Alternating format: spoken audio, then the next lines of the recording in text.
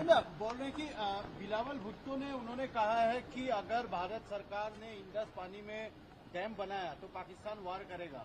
Threat क्या है, किस रूप से क्या बोलेंगे, क्या जवाब देंगे?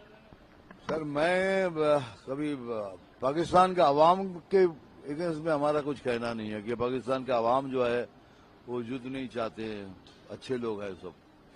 लेकिन अगर ऐसी बातें करते रहेंगे तो फिर खोपड़ी सनक गई तो फिर दूसरा हो जाएगा ना। फिर एक ब्रह्मस चला तो दूसरा ब्रह्मस चलेगा।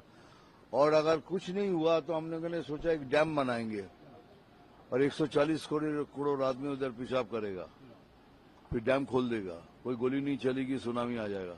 न्यूक्लियर हमले का भी थ्रेट कर रहे हैं। मैं बोल रहा हूँ सुनामी आ जाएगा।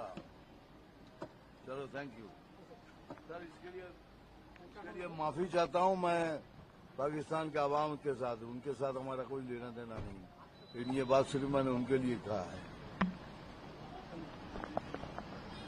आपका